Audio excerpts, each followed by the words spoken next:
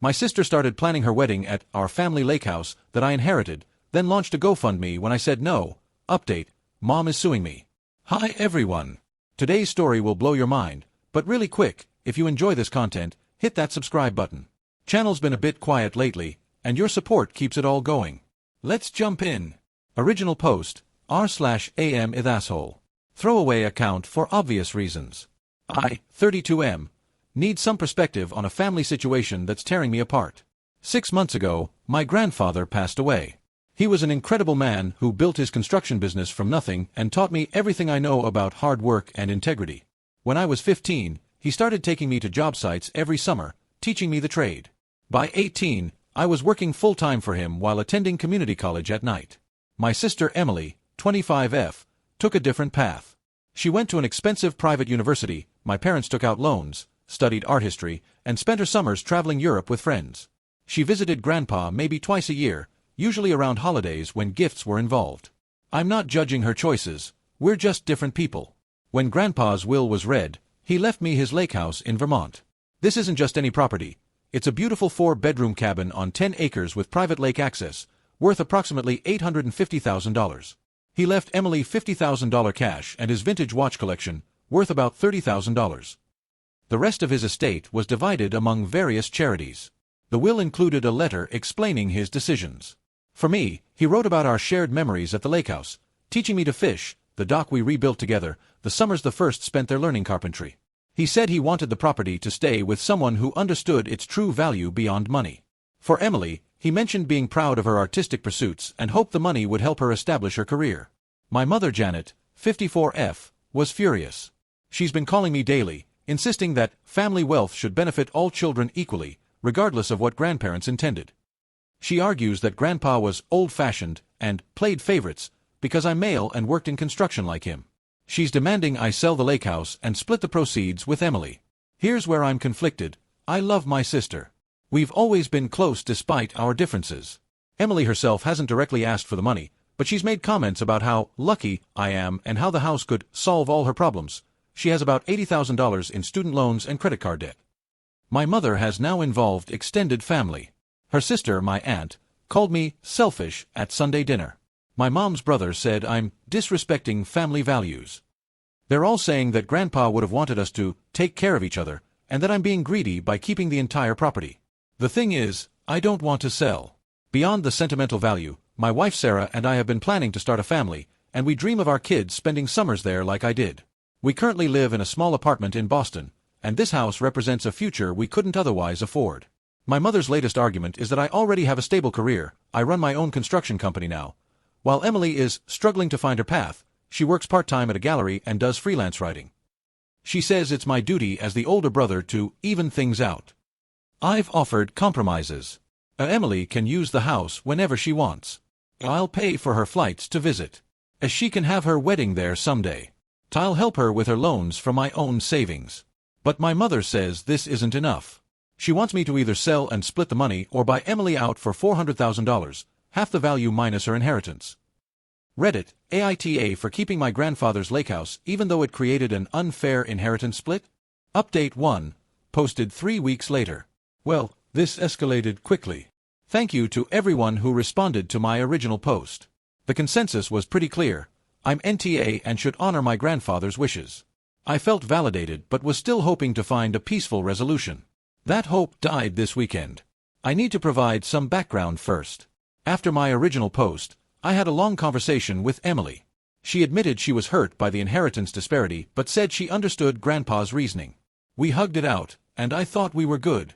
I reiterated all my previous offers and even added that I'd help her with a down payment on a condo when she's ready.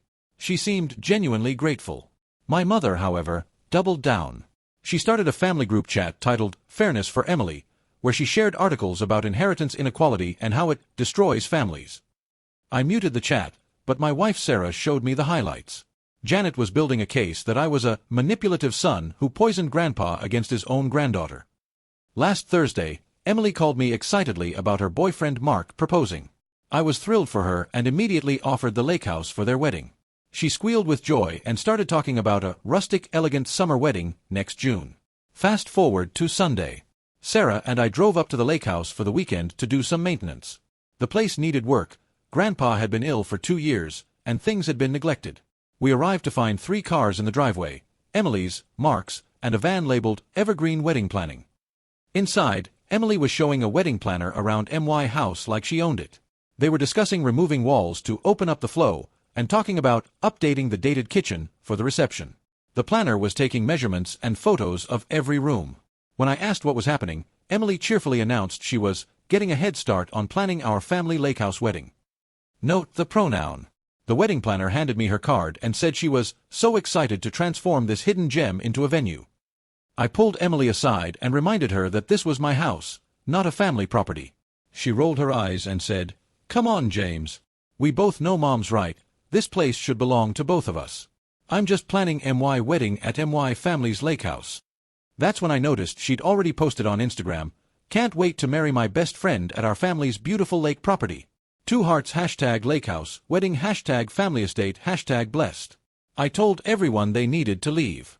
Emily started crying, saying I was ruining her engagement joy, and being controlling about a house I didn't even pay for. Mark tried to mediate, suggesting we all calm down and discuss this like family. The wedding planner looked mortified and quickly left. Emily called our mother, who arrived within an hour. She lives 40 minutes away, so she must have sped. Janet walked in like she owned the place, didn't even acknowledge Sarah, and started berating me about traumatizing Emily during her special planning day. The argument that followed was ugly. Highlights include a Janet saying Grandpa was mentally declining when he wrote the will. Emily claiming I manipulated a sick old man for financial gain. A Janet threatening to contest the will. The estate lawyer already told me she has no grounds. Emily sobbing that I'm stealing her dream wedding venue. And my mother calling Sarah a gold digger who hit the jackpot. That last comment was when I lost it. Sarah grew up in foster care, worked 3 jobs to put herself through nursing school, and has never asked me for anything. She actually insisted on a prenup before we married to prove she wasn't after money. I told them all to leave my property immediately or I'd call the police for trespassing. Emily screamed that I couldn't ban her from her inheritance. Janet said I was dead to her unless I did the right thing. They left, but not before Emily posted a tearful video on Facebook about how her brother was gatekeeping family property and ruining her wedding dreams. The post went viral in our extended family. I've received dozens of messages calling me heartless, selfish, and not the man Grandpa raised. Sarah and I spent the rest of the weekend in silence, fixing up the dock and trying to process what happened. I found myself talking to Grandpa's picture, apologizing for the drama around his beloved Lakehouse. I've now explicitly revoked my offer to host Emily's wedding. I've also installed security cameras and changed the locks. Emily apparently had made copies of the spare key. My lawyer friend says I should document everything in case they escalate. The family group chat has exploded. Cousins I haven't spoken to in years are weighing in. My dad, who divorced my mom 10 years ago, texted saying he's proud of me for standing my ground and that Grandpa would be too. That made me cry. I don't know how to fix this. I love my sister, but she's showing a side of herself I've never seen. My mother has always been controlling, but this level of manipulation is new. I'm starting to wonder if I ever really knew them. Edit. To clarify some questions. Yes, the will was properly executed with witnesses and a lawyer. Grandpa was evaluated by his doctor 2 months before changing the will, specifically to prevent challenges. The house has been legally transferred to my name. I have title insurance. I'm not worried about legal challenges, just the destruction of my family. Update 2, posted 2 months later. I genuinely never thought I'd be back with another update, but the situation has escalated beyond anything I could have imagined. Buckle up, because this is going to be long. After my last post, I followed Reddit's advice and went low contact with my mother and Emily. I didn't block them entirely, they're still family, but I restricted their social media access and only responded to actual emergencies. For about 3 weeks, things were relatively quiet. I should have known they were planning something. It started with a letter from a lawyer. Not a cease and desist or a lawsuit, yet. It was a formal request for mediation to resolve the unfair distribution of the Patterson estate. Patterson was my grandfather's last name. The letter outlined their position, that my grandfather was unduly influenced, and that the will didn't reflect his true intentions of equal treatment for his grandchildren. I immediately contacted the estate attorney who handled Grandpa's will. He actually laughed, and said this was the most baseless claim he'd seen in 30 years of practice. He pulled out Grandpa's file, which included a medical evaluation confirming mental competency, a video recording of Grandpa explaining his bequests, a previous will showing a consistent pattern: I always got the Lakehouse, Emily always got cash/valuables, a signed statements from witnesses, his doctor and accountant, confirming no undue influence. The lawyer said my mother and Emily were fishing, hoping I'd settle to avoid family drama. He was right. 2 days later, Emily showed up at my construction company office with Mark and a different lawyer. She was wearing what I can only describe as a sympathy costume. No makeup, messy hair, clothes that looked deliberately wrinkled. The lawyer introduced himself as specializing in family inheritance disputes, and handed me a document. They weren't just asking for half the Lakehouse value anymore. The document demanded 50% of the Lakehouse value, $425,000. Emotional distress damages for being excluded from the property, $100,000. A reimbursement for wedding venue changes, $50,000. A coverage of Emily's student loans since I got the educational advantage of working with Grandpa, $80,000. Total, $655,000.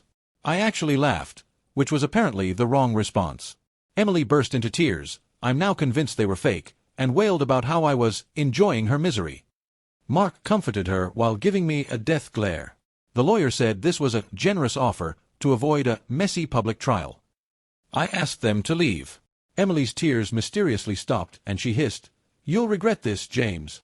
Mom was right about you." The mask had fully slipped. That evening, I found out what she meant. Emily had started a GoFundMe titled, "Help Me Fight for My Grandfather's Legacy." The description was a masterpiece of manipulation. My name is Emily Pattison, and I'm heartbroken to share my story. When my beloved grandfather passed, I discovered he'd left our family's historic Lakehouse, worth nearly $1 million, solely to my older brother. This came as a shock, as Grandpa always said the house would be for the family. I believe my grandfather was pressured in his final years. My brother, who worked in Grandpa's construction business, had exclusive access to him while I was away at college, pursuing the education Grandpa always said he wanted for me. Now I'm drowning in student debt while my brother enjoys $1 million property. All I want is fairness, to buy my own home, pay off my education, and honor what I believe were my grandfather's true wishes. Please help me fight for justice and family equality. She'd set the goal at $50,000 for legal fees. Within 24 hours, she'd raised $7,000, mostly from extended family and family friends who didn't know the whole story. The comments were brutal. James should be ashamed. Greedy men always push out the women in the family. Elder abuse is real, report him. Emily, you deserve that house. Your grandfather would be heartbroken. I was advised not to respond publicly, but I couldn't help myself. I posted a single comment with facts. The will was legally sound with medical documentation. Emily received $80,000 in cash and valuables. I offered multiple compromises, including free use of the house.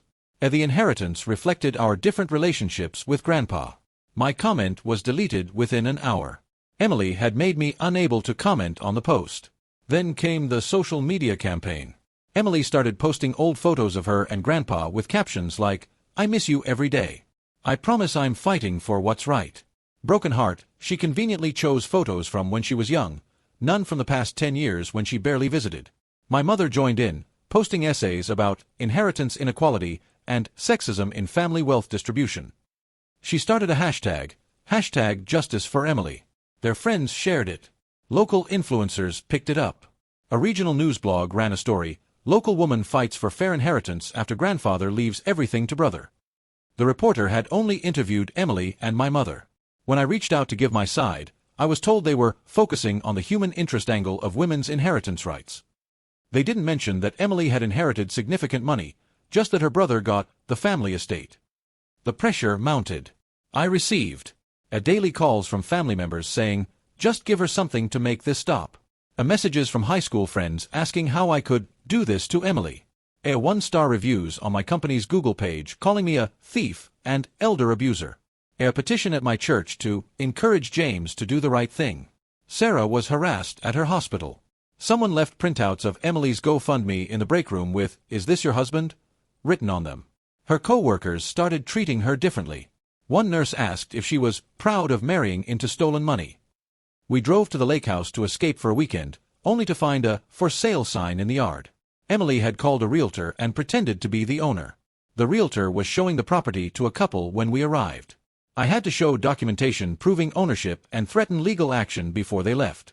That night, while Sarah and I sat on the dock trying to find peace, I made a decision. I called my lawyer and told him to prepare a cease and desist letter.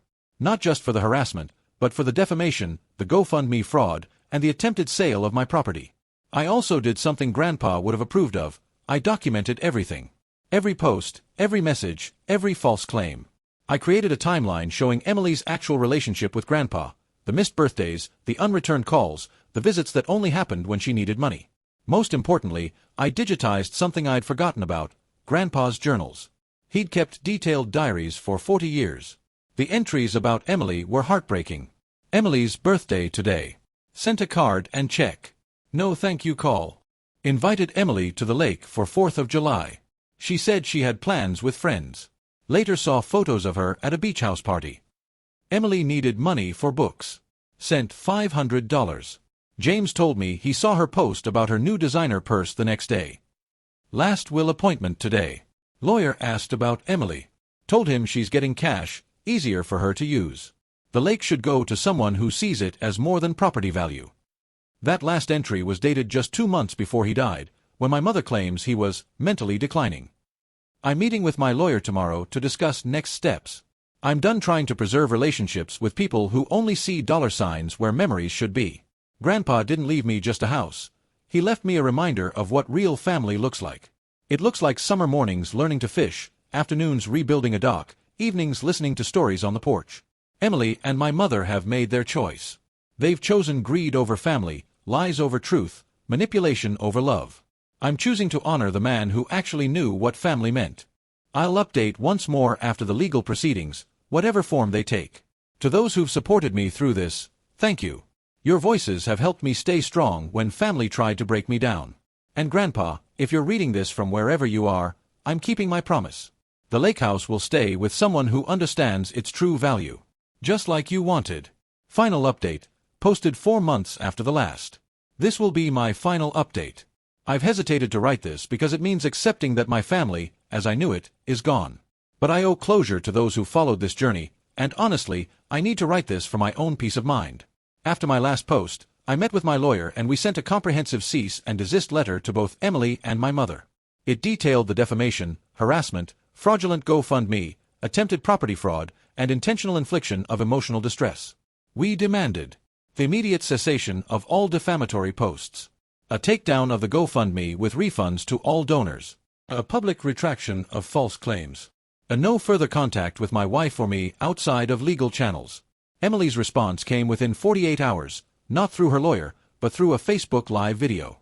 She sat in her apartment, surrounded by tissues, crying about how her abusive brother was now trying to silence her with legal intimidation. She claimed I was weaponizing wealth to oppress her and painted herself as a David fighting Goliath. The video went viral in our community. Hashtag Justice for Emily became hashtag Stand with Emily. Local news picked it up. The narrative was compelling. Wealthy contractor uses lawyers to silence struggling artist sister fighting for her inheritance.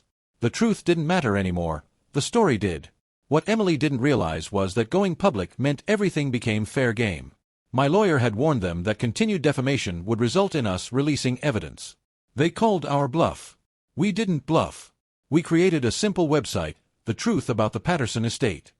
On it, we posted the full will with Grandpa's letter explaining his decisions, the medical competency evaluation, the video of Grandpa explaining his bequests, excerpts from his journals showing the relationship patterns, a documentation of what Emily actually inherited, $80,000 value, screenshots of Emily's social media from the past 5 years, showing her lavish lifestyle while claiming poverty, a proof that her student loans were actually 40% credit card debt from shopping, and the offers I'd made that she rejected.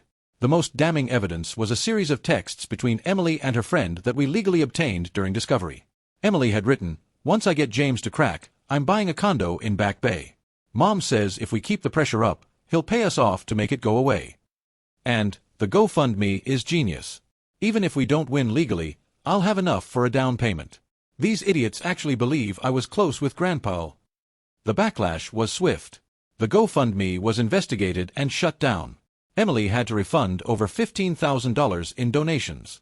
Several family members who donated called me apologizing, saying they'd been blinded by her tears. But my mother doubled down. She filed an actual lawsuit contesting the will. Her grounds? Undue influence and lack of testamentary capacity. She hired an expensive lawyer, convinced she could win. The trial was last month. It lasted 3 days. My mother's lawyer painted me as a calculating manipulator who'd isolated a dying old man. They brought in a psychologist who'd never met Grandpa to testify about theoretical cognitive decline. They presented Emily as a loving granddaughter denied her birthright. Our defense was simple: facts. Grandpa's doctor testified about his mental sharpness. His accountant explained how Grandpa had discussed the will rationally. We played the video where Grandpa, clear-eyed and articulate, explained, "I'm leaving the Lakehouse to James because he understands what I built there. It's not about the money, it's about the memories, the traditions, the values. Emily's a lovely girl, but she sees things differently. The cash will serve her better. I hope she uses it wisely." The judge's ruling was swift and harsh. Not only did he uphold the will, but he also ordered my mother and Emily to pay my legal fees for bringing a frivolous lawsuit intended to harass. He called their actions a cynical attempt to override the clear wishes of the deceased. The aftermath was brutal. My mother sent me one final email: "You may have won legally, but you've lost your family. I hope that house was worth your sister and mother. Don't contact us again." Emily posted a final Instagram story: "Sometimes you learn who people really are when money's involved. Moving on and healing from toxic family." Sparkles. The irony wasn't lost on me. But here's where the story takes an unexpected turn. About 2 weeks after the trial, I received a call from Mark, Emily's fiancé. He asked to meet privately. Over coffee, he told me he'd ended their engagement. "I couldn't marry someone who could lie so easily," he said. "When she cried in your office that day, she'd practiced in the mirror that morning. The whole thing was planned. I thought I knew her, but the person I saw during this, that wasn't the woman I proposed to." He also revealed that Emily had already spent her entire inheritance. The $50,000 cash, gone in 6 months on a luxury car lease, designer clothes, and a trip to Bali where she did a healing retreat that cost $15,000. The watches, sold immediately for less than half their value because she didn't bother getting them properly appraised. "She kept saying once she got your Lakehouse money, we could have the perfect life," Mark said. "But I realized there would always be another thing she deserved, another person who owed her something." Last week, I received a letter forwarded from Emily's last known address. It was from a debt collection agency. She'd listed me as a reference on a loan application, claiming I was her business partner. The debt collector wanted to know about our joint business ventures. I had my lawyer respond with a cease and desist. Through mutual friends, I've learned Emily is living with our mother after being evicted from her apartment. She's telling people she's writing a book about inheritance trauma. She started a new GoFundMe for her art therapy practice. She has no certification. She's engaged again to someone she met 2 months ago who understands her struggle. My mother has told the extended family that I'm dead to her. She's created an elaborate narrative where I'm a monster who stole from his sister. Some believe her. Many don't. I've stopped caring. Sarah and I spent last weekend at the Lakehouse. We've finished all the repairs. The dock is rebuilt. The kitchen is updated, properly, not the way Emily's wedding planner envisioned. We found out we're expecting our first child, a boy. We're planning to name him Thomas, after Grandpa. As I sat on the dock, watching the sunset, I thought about what this whole experience has taught me. 1. People will show you who they are when money's involved. Emily and my mother revealed themselves completely. The inheritance didn't change them, it exposed them. 2. Family isn't about blood. My real family is Sarah, our coming son, my dad who supported me, and the memory of a grandfather who knew me better than I knew myself. 3. Honor the wishes of those who've passed. Grandpa knew exactly what he was doing.